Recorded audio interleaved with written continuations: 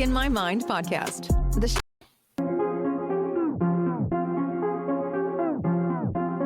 Welcome to Stuck in My Mind podcast, the show where we dive into the mind of a regular guy on his road to self-discovery. You'll hear everyday people just like you share the latest topics, personal stories, and things they've learned along the way. And now, please welcome your host, Wise.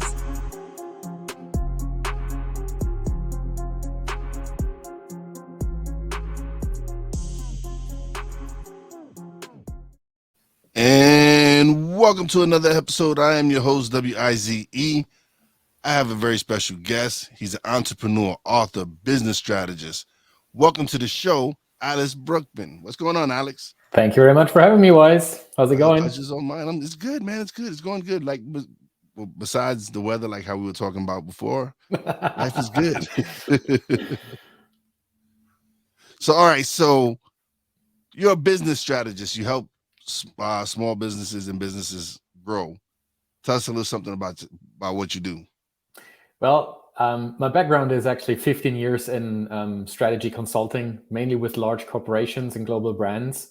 And I recently diversified my portfolio in a way that I figured, well, I really learned a lot of stuff that is super valuable also for smaller enterprises.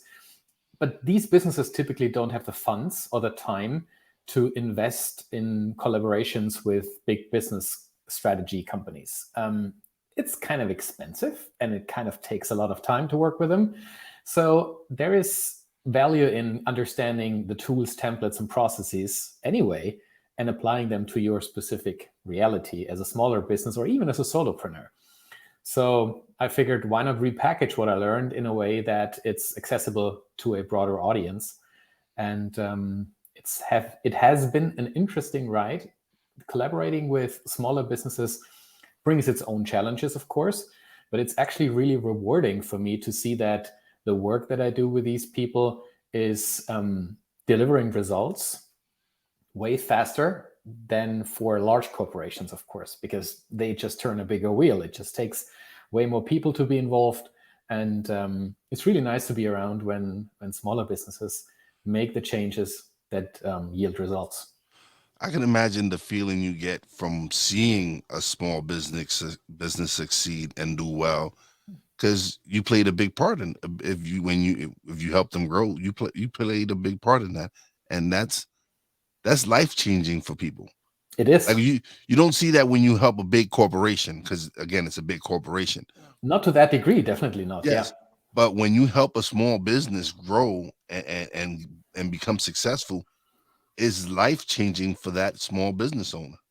It's really interesting to see how they light up when they realize that they have access to tools, templates, to knowledge, to processes, and they don't need to break the bank for it. It's really interesting to see that, because very often, and I see that in my own business, I'm not an expert in everything. I need help. I need support. And the moment you get that support, it's like, boom, move that mountain. And this is something really powerful. It is. No, I agree with you 100%. And for you to do what you did by finding a niche, finding something that needed to be filled, because like you said, small businesses can't afford the big business strategists and all these other stuff. So to be able to build a system that can help small businesses get the results that big businesses get by having a strategist like yourself, that's game changing. That's life changing. That's something that you have to be commended on, because you thought of other people. You thought, hey, let me help the small guys get their business going as well. Well, it's not like I'm the big guru coming down the mountain and now helping the small businesses. I mean, yes, not necessarily you have to necessarily be a guru. But it's the question: what do you do with that knowledge? How do you package it? How do you present it to people so that they can run with it without you holding their hands all the time? And I think this is the truly powerful piece. I honestly believe that you can make money with two approaches. One is taking something complicated and simplifying it so that people understand it. Or you can do it the other way around. Take something super simple and make it so complex that only you understand it, and then sell it to other people. It's probably not what I want to do. No. Why would you want to make stuff more complicated for yourself when you can make something complicated much more simpler to teach people? Exactly. It saves you, yeah, it saves you a headache.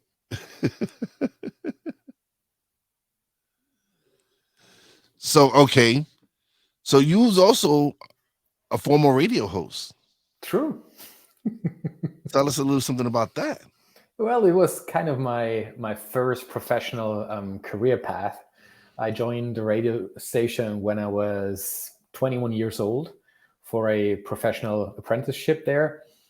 Took me 2 years going through the various departments, um, learning how to do street reporting, how to design shows, radio shows, how to produce from a technical perspective. And then eventually I led the news team and presented the news on an hourly basis, which was a very rewarding job as well, because you know that what you do is being listened to by tens of thousands of people every day, and it's something that is important for society to function. Journalism is a key. It's the fourth force in any society that needs to function. If you don't have proper journalism and free press, things go down the drain. And it was really rewarding to do that job. But eventually I figured I needed something in addition to that. And I then went back to school, basically, went to business school, studied business administration, and started out a career in business after that.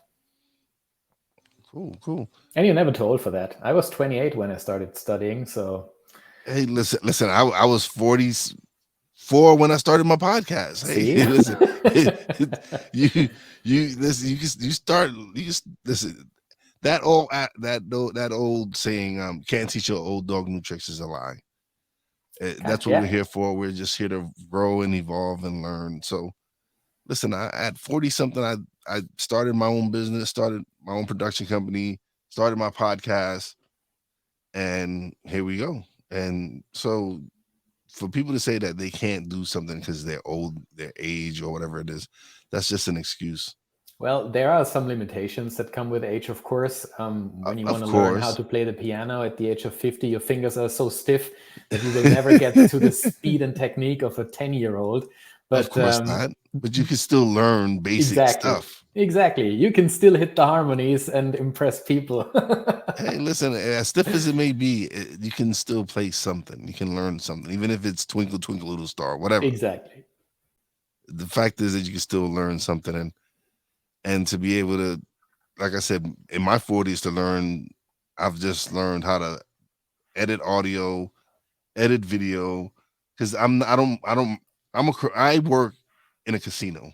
I'm a table games dealer. I don't have no background in radio or TV or none of that. That's not my forte. But then when I started podcasting, I found something that I love to do. And so I do all my editing, all my video work, everything. So, and it's self-taught by me going to YouTube and taking courses. Exactly. That's the funny thing today. Knowledge is all around us. It's just the question whether you dare to teach yourself, whether you're open to new things and ready to explore opportunities. And it's the same with any hobby or with in business. You don't need me in order to build a business strategy. You don't need a strategy consultant in order to start understanding what business strategy is and how it looks like, and what you can do in your business about it. There's so much out there: podcasts, books, free university classes that you can take online. It's just important that you start with something and that you find out what it is that you want to do with your business, and not just hustle and grind day in and day out. You need to have that longer term perspective where you want your business to be in 2 or 3 years, and then adjust how you operate on a daily basis in order to achieve that. Yeah, definitely. You have to come with a plan. You have to come with some kind of plan. and go seek the help that you need. That, like you said, you don't know everything. You said, like you said before, in your own business, you don't know everything. So you went and you sought the help that you needed. Yeah. That's what some people who are stubborn though. Some people won't learn, refuse to learn. They're like, oh no, I know how to do it. Like, okay. Yeah, the moment you stop learning, the moment you basically start to walk backwards, because the world around you doesn't stop learning. They They keep evolving, keep yes. evolving, and if you decide I've had enough, that's basically, yeah, it's the worst thing that you can do when you run a business.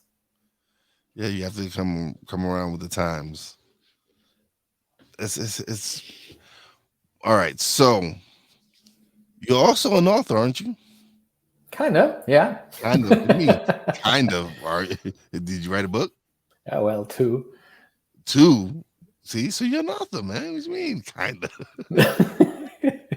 I don't like labels, It's kind of there are so many people out there calling themselves something, and then you start digging and you realize, yeah, what makes someone an author? If you publish an article on your website, are you an author already? Do you have to publish an entire book with a large publishing house in order to call yourself an author? No. I think when it comes to sharing your ideas, whether you call yourself an author or not is not really relevant. Those labels help people understand what you do more than the quality of what you do, if that makes sense. No, it makes absolutely makes sense. The books that I'm going to publish this and next year, they're totally different books. So the first one will come out after the summer 2022, which will be an anthology. I invited 11 thought leaders to contribute a chapter each around the topics of next generation leadership and entrepreneurship. So we will talk about what it needs in terms of commercial knowledge to build a thriving business in today's world. We will talk about the role of creating a proper culture in an organization, but also connecting to those around you. And we talk about self-leadership in that first book. And the second book that will come out next year is basically a book based on the work that I do with my clients, or that I have been doing for almost 2 decades then, which describes the 9 elements of organizational identity, which is the framework that I created, and a process that is described in the book to bring these to life in your business. And it touches everything from leadership to culture to creating a business strategy for your company and how to implement it. So it's full with case studies, examples, templates, process descriptions, and everything that you need in order to actually start acting. Take the book and implement it. It's really very action oriented. Cool. Listen. My nephew, we published his second book. We self-published. He self-published his first book, which was, he just didn't really do, like he didn't do spell checks properly and stuff like that. So it was a work in progress.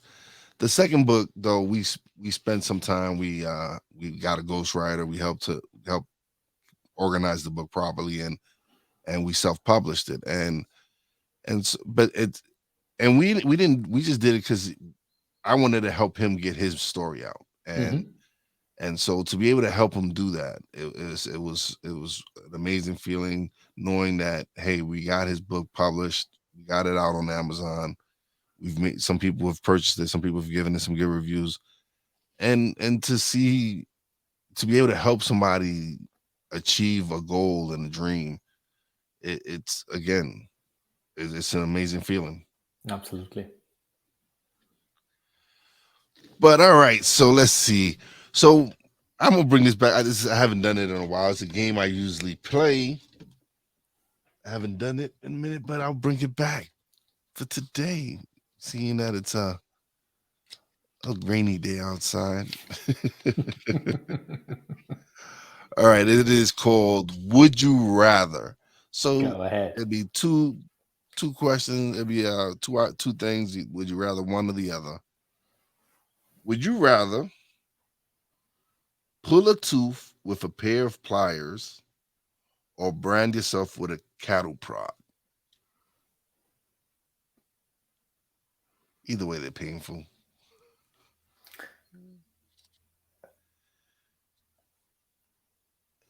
I'd rather have some sort of body art than So the cattle prod, yeah. yeah. You like your teeth, yeah, I get that. Exactly. All right, let's see. The next question is: would you rather have your head too big for your body, or hands that are too small for your size? Well, you can become the president of the United States apparently with hands that are too small for your size, so I would go with that. That was good. I never thought about that one. I just thought, hey, you just always put your hands in your pocket. Okay. Would you rather have long nose hair or long ear hair? I have both.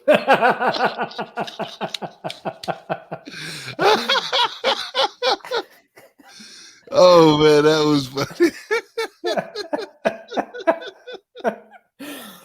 Let's just throw that one out the window.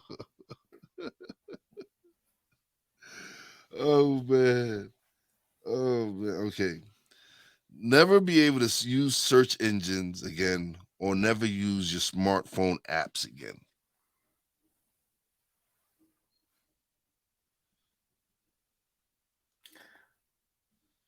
I am addicted to knowledge and to learning, so definitely I need my search engines. Yes. I figured that much. Yeah. So do I. I don't really necessarily need the apps. They be clogging up my phone anyway. They be slowing it down. So yeah, I go with you on that. The search engine. All right. So now it's time, part of the show where you promote whatever you want, whatever websites, pages, anything. I'm not the biggest promoter, but what I can say is that on my website, there's tons of free resources. And I'm not talking about like those, I don't know. Of course, there are articles and things you can read. But above that, there are tons of podcast episodes that you can listen to if you want to learn about productivity, about clarity, about giving yourself more direction or a clearer direction, anything around building a business strategy. There's tons of resources there. And in addition, I have something on my website. It's also free for you to download. It's called the Intentional Strategy Toolkit. It's a 20+ page resource that captures the core of my book. So you don't need to wait until next year until my book is out. You can take that toolkit immediately. It guides you through a set of questions and gives you a set of smaller tasks to actually figure out what it is that you want to do with your business in the years to come, and then actually define how you measure that you're getting there and what you need to do in order to move the needle on it. So it's all free. You don't need to talk to me. If you are not the most social person, just download it and run with it. You can build something amazing with that. It's the process that I've been using for many, many years to help organizations large and small. So that's www.brueckmann.ca/toolkit, right? That's the one for the toolkit. Exactly. Or you just go on my website, alexthestrategist.com. It's easier than my surname, so I figured I'd give you that domain as well. Okay. alexthestrategist.com, and right there, the first button to click on the landing page brings you directly to the toolkit. All right, definitely. All that's going to be in the descriptions when I release the episode. But Alex, man, it's been great talking to you. I have fun talking to coaches and having coaches on and explain what they do and to show small businesses that there are people out there trying to help them. Because especially recently with the pandemic and all that, a lot of small businesses have been shutting down. For sure. Yeah. And going out of business. And anything we can do to help them to stay in business, or anything we can do to help them succeed, that's what we're here for. And so, because I know because like how is it? I know prices are going crazy over there now with the way the trucking situation and all that. Yeah, No? it's Yeah. hitting all of us. Inflation is a thing, and it's here to stay. Whether you're in North America, whether you're in Europe, anywhere in the world. Some African countries are even hit way, way worse. The war in Ukraine has driven wheat prices through the roof because there's just a war going on, hindering people from producing wheat, and it's hitting those people even harder than us here in North America. The good thing is that at the same time, Canada and also the US, they are heavily dependent on crude oil, but they do have their own crude oil. If you sit somewhere in the middle of Europe where you don't have the crude oil or fossil fuels in general, it's adding on top of that. So North America is currently seeing inflation. By February, the US inflation was around 8%. Yeah, and it hurts, but we need to stay humble and realize that we're still fairly in a fairly good situation compared to other nations. Oh yeah, no, you have to look at like, yes, we have gas high prices and stuff like that, but there's people out there that are really that have it much worse than us, and so you're absolutely right. You need to stay humble and appreciate everything you have, regardless of what's going on in the world. So absolutely. But again, thank you, Alex, for being a part of the show, man. I appreciate you coming on and coming to share your story and talk a little bit about your business and thanks what for having you do me. for people. It was a pleasure. It's fun. Like I said, I have a great time doing my podcast because I get to speak to some great people. I get to speak to people who are trying to make change, who are trying to help people, and when you get to spread those messages instead of focusing on celebrity gossip or stupid news or whatever it is, it's to me it's much more. I find that much more fulfilling doing my podcast that way. But again, thank you. And now it is time for shout outs. Big shout out to my Real Wise fam, Poppy J, Brandy J. Love you guys. Big shout out to the boss lady, Fina. Love you, baby, and appreciate you. Big shout out to Alex Brueckmann for coming through and sharing his thing and sharing his knowledge. And as always, a big shout out to all the essential workers out there. God bless y'all. Be safe. You know how your boy Wise does it. Peace out. Thanks for listening. Listen on iTunes, Podbean, Spotify, and TuneIn. Find us on social media on Twitter at @wise_b_blunt, Instagram at @wise_b_blunt, and a Facebook fan page, www.facebook.com/wise76. Check back soon for new episodes. Until next time, peace out.